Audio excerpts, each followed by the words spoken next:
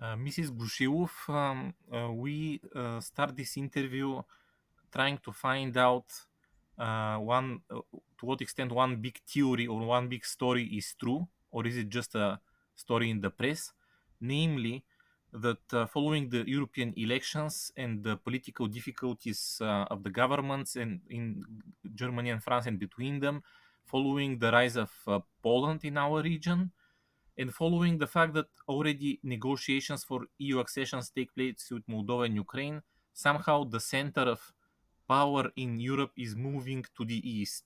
To what extent do you think, from your experience, this is really taking place, or is it just one media theory? Well, definitely there are many interesting things, and the most relevant, almost most of the relevant things that have been happening in the past 2 years have been happening in the eastern part of Europe.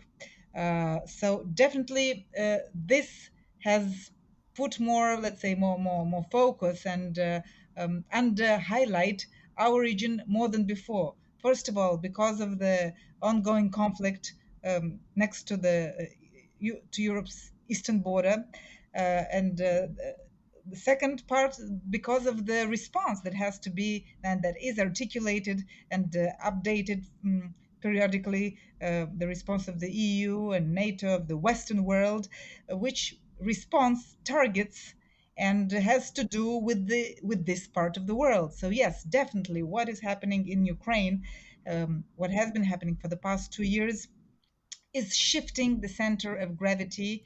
As you said here, I agree with you in the sense that the response and how this conflict will end will shape what Europe will be and what the Western world will be after this, and also will determine the outcome and will influence significantly what happens in other parts of the world, specifically with Taiwan. Also, we see, at least I see, the conflict, Russia's conflict in Ukraine, as part of a broader war and let's say opposition between democracies and autocracies.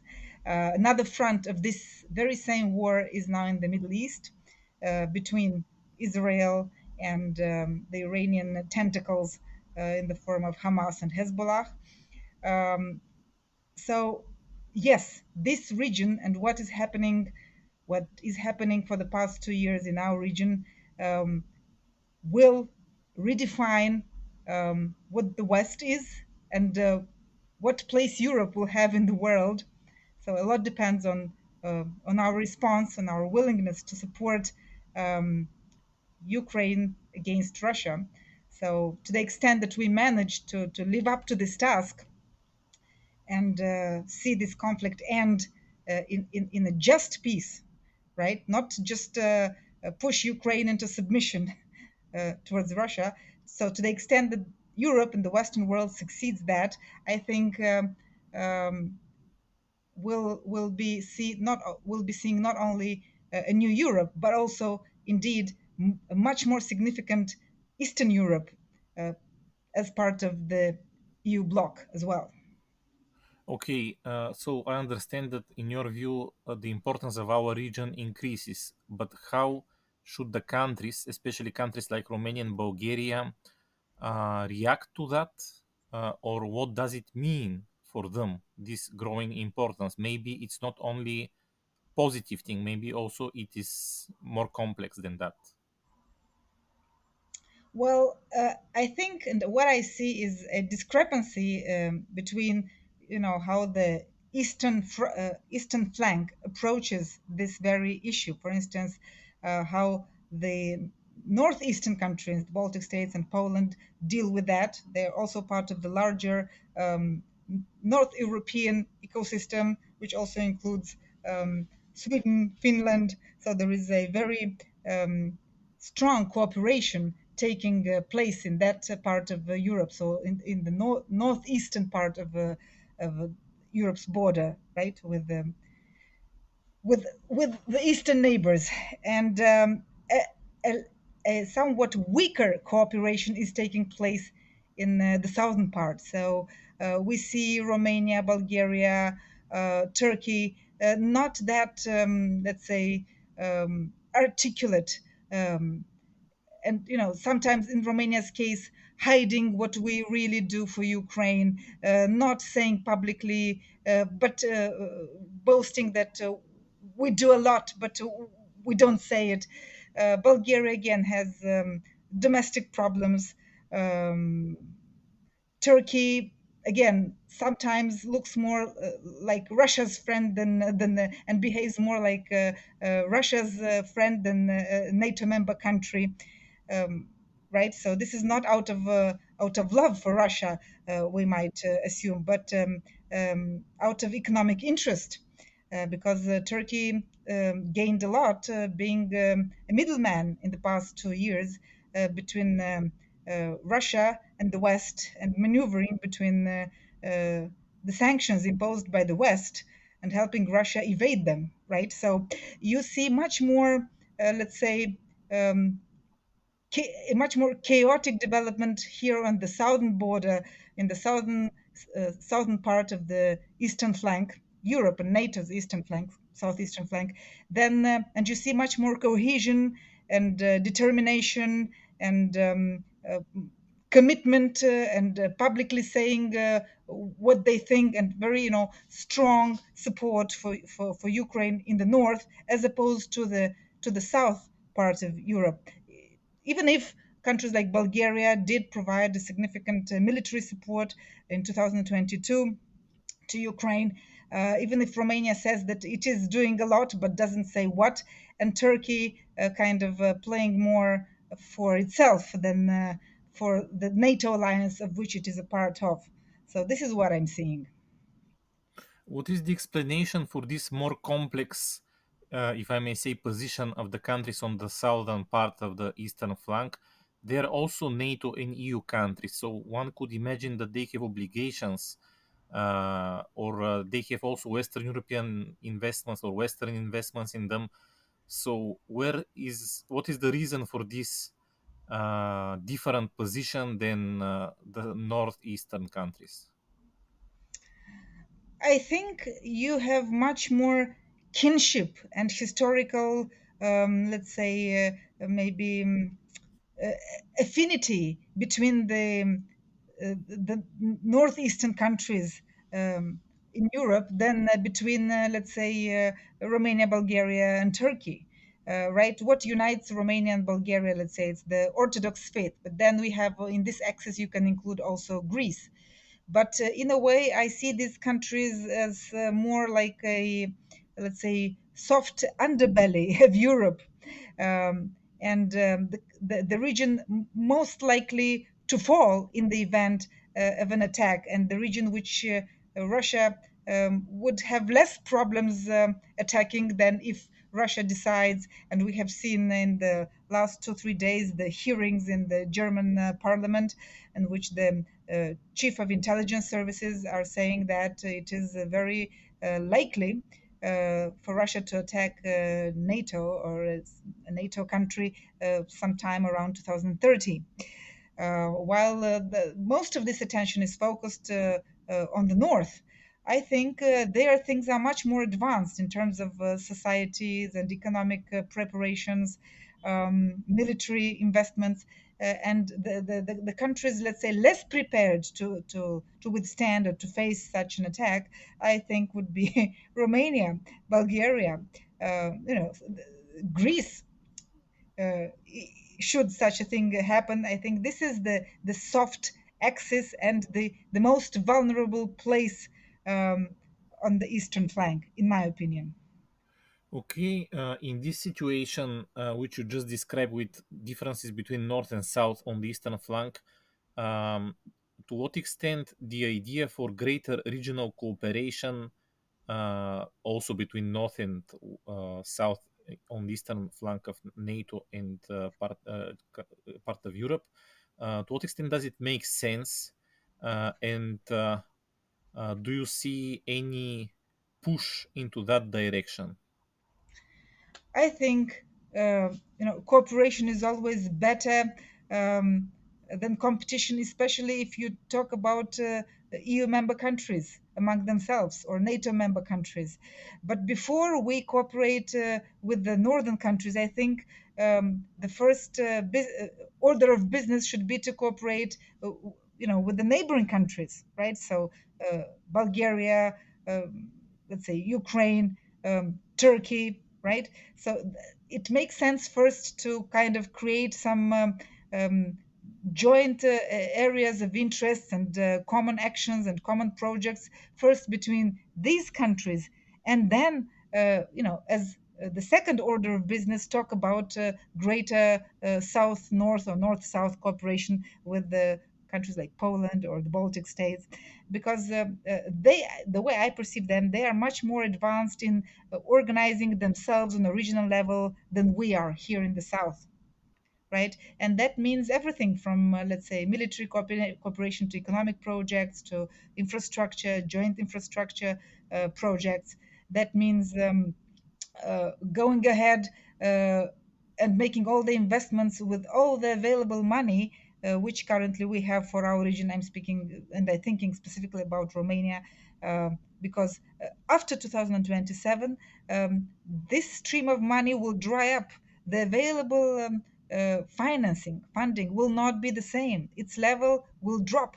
So, in a way, now is the key moment to make all these investments to accelerate regional projects if we want to work on some projects like these, because it will be harder, especially in terms of financing, after 2027. If we take Bulgaria and Romania and their cooperation, it can be seen that it goes well in the domains of defense and security. Perhaps that is explained easy to explain because not only of the war in Ukraine, but also that these are domains in which our partners have a stake and probably facilitate a better trust between the two nations or the allies of the two nations. But in spite of that, you are certainly right that it is not some large scale cooperation, and the infrastructural connectivity between the two countries is low, and the nations or the people of the two countries are not very maybe knowledgeable about one another, not very interested as well. So I wonder if you say that the path forward is not cooperation throughout the region or greater integration throughout the region, but maybe to look up to your neighbors who can be, let's say, the agent of change, which could be either the social class or the group of the interest, let's say, which can really bring our region, the southern part of the eastern flank, together. Tough question, because in Romania now we have difficult situations with elections, very important elections in November and in December, parliamentary elections, as well as two rounds of presidential elections, in which for the first time the outcome is not clear. So it is not clear who will be the winner in these elections. And you have quite a polarization in Romanian society, in the sense that around 42-44% of Romanian society lives in economic hardship, in economic difficulty, and these are the people voting mostly for the Social Democratic Party. But then there are those, the middle class, let's say the more entrepreneurial, well-traveled, educated segment of society, which normally and before they would vote for the National Liberal Party, but now it's not so clear that the National Liberal Party will receive those votes, because there are other parties, newer ones that have appeared, that will also be. I mean, the vote of this, say, entrepreneurial middle class will be split much more than before in the previous elections, where you had this clear Social Democratic Party versus National Liberal Party. But now there's also the Union to Save Romania party. There is this new party called Reper. Then there is a new party called Sense. We have, in terms of presidential elections, independent candidates. when we haven't seen that many independent candidates in the previous elections, or they were not credited of having any real chance. But now, at least one of them, of these independents, and not one, at least two, have real chance, and they will draw a significant part of the vote. Yeah, one of them, let's say, is Mircea Joană, who is running as an independent, although he was previously the head of the Social Democratic Party. And then you have George Simion, the head of the AUR alliance, who also might receive somewhere between 20 and 25% of the vote. So that's not little. I mean, that's significant. So we have newcomers that change the arithmetic of the vote in these upcoming elections. So things in Romania are not so clear cut, because you have, let's say, to put it simplistically, if we divide Romanian society, we have the haves, or let's say the more educated, the more entrepreneurial people who are Western minded. They appreciate the opportunities brought by Romania's EU membership. And, this is somewhere between like 50, 55, 56% of society. And then you have the have nots. I mean, the people who were really left behind, because even if you look at Romania's economic growth, yes, our GDP has grown impressively since we joined the EU, but this economic growth was not spread, let's say, I mean, spread evenly among the different, let's say, social classes and segments of society, in the sense that Romania persists having huge inequalities. I mean, regions that are very well off, where you have economic development, where you have growth, let's say Bucharest, right, where you produce 25%. So one quarter of Romania's GDP is produced in Bucharest. And then you have some of the most poor regions in the EU, let's say in the eastern part of Romania, so the Romanian Moldova region, the one that's part of the Romania, uh, where you have such poverty that you can't believe that these countries or some of those people live in those conditions in a EU member country. So the disparities are quite big, to the extent that we say that you can travel maybe 20 or 30 kilometers and you can, visit different centuries, right? So there are people living 30 kilometers apart, but they live in different worlds. Some live, in the more developed infrastructure of the cities, and others in dirt, poverty. So it's not easy to answer your question, because who can influence, politics? And I say that, the future and the outcome is written by many hands. It's not one voice alone or one person alone that influences what the future will look like, but it's the interaction of various factors, of different interest groups, of all these different social classes that are represented by different political parties. And for the first time, we don't know for sure who will win and how the government of Romania will look like, starting with 2025. Okay, so I understand that our countries have a lot of social and other problems, and also political and others. But it was curious for me that you were thinking, when I was asking who can do the change, let's say, you were thinking exclusively in terms of who holds power in society. Now, I know it's very naive to say it or ask about it, but in a democracy, aren't the people or the citizens those who can maybe do something? Could we think of citizens of our region as agent of change? Do citizens have the resources or the will or the experience to have agency of their own in this situation now, when there is also war in Ukraine?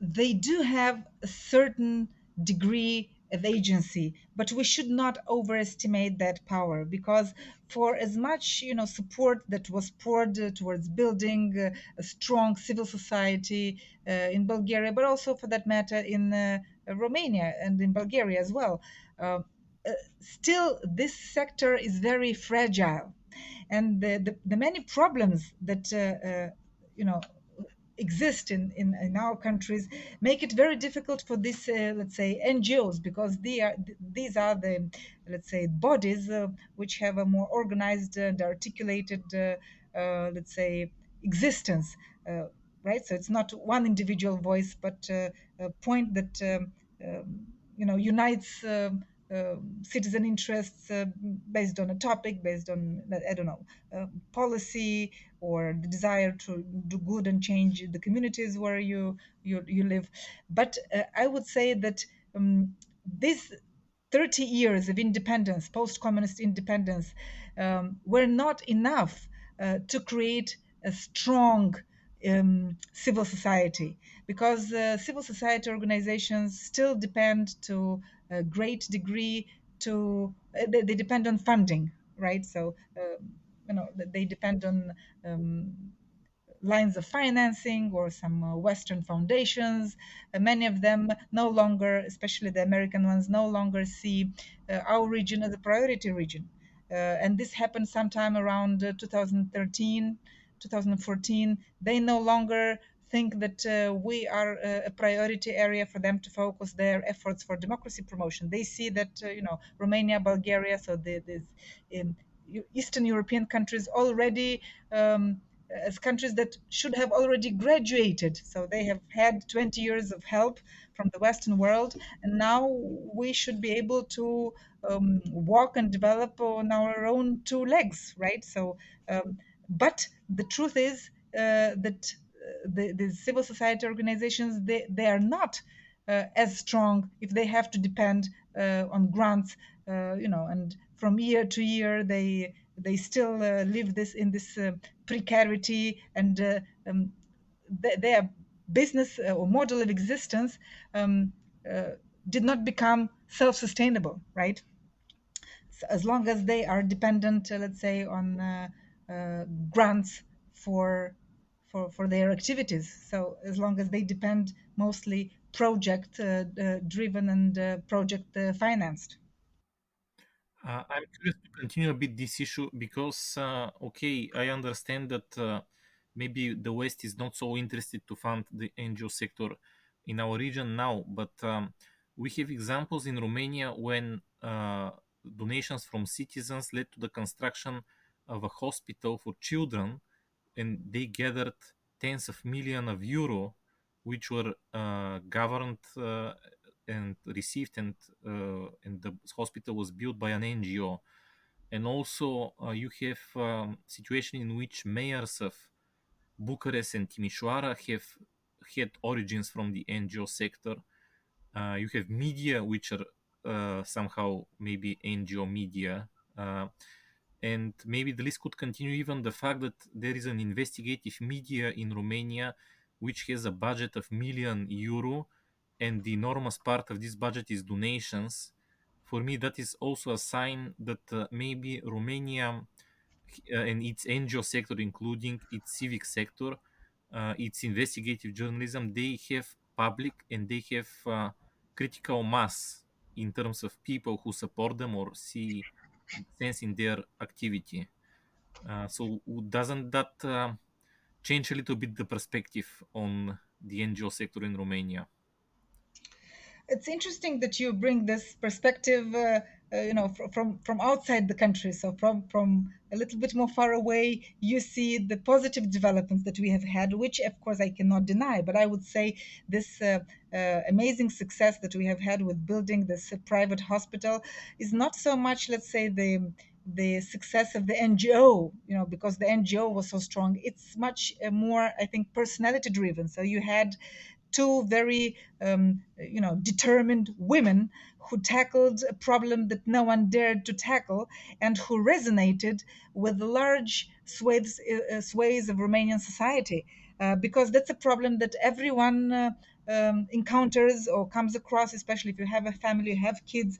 These are the most vulnerable members of our society, and it's the negative experiences of so many people while interacting with our, let's say, state healthcare system that convinced so many Romanian citizens to support, and also companies to support this initiative. So this success came out of the negative experiences with the healthcare system in Romania of so many uh, of our citizens. So out of something bad, um, something good was created to kind of counteract and to show that there is another way. We need not to struggle and you know, die out of diseases and out of poor interactions with the medical system, and out of diseases that are treatable anywhere else in Europe. So it's this success was created by the negative experience of so many with the healthcare system, and these so many, they wanted to do something to change this reality because we wanted it to be otherwise, right? That's with respect to the hospital success, you know, built by Dăruiește Viața. It's an amazing success, and indeed, uh, but again, it's singular, only one such example in the, let's say, healthcare sector, right? Then you speak about the strength of the independent investigative journalism, and again, you are quite correct. But this was uh, again developed, and the success of these new media platforms like Recorder, right? And they do this amazing. Journalistic reports in which again they tackle topics of great importance to everyone, but which no one approaches this way, because we should have the state institutions investigate all these irregularities and abuses of you know, committed by the people in power, by the politicians, by the clerics. Yeah, because we had an investigation into, let's say, the dealings of the church a while back. So again, it's something that upsets so many members of our society, that they sponsored, you know, each by how much he or her could, to try to do something about it. It is out of this feeling of, let's say, how should I put it? Um,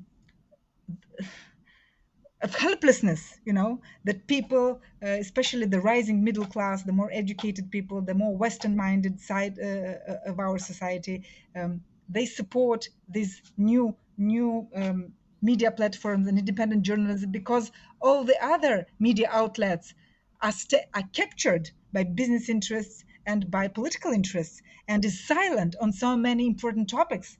That is why people started sponsoring independent journalism and investigative reports, because no one else is looking and digging and analyzing what these independent media outlets are doing. So it is also, again, out of a very bad experience, out of the you know, a lack of confidence, and not unjustified in the let's say, the classic media landscape, which remains silent on topics which affect us all, right? So this again is the success of the, or one of the reasons that explains the success of these independent media platforms and investigative journalists that we have seen in the past 5, 6, 7 years.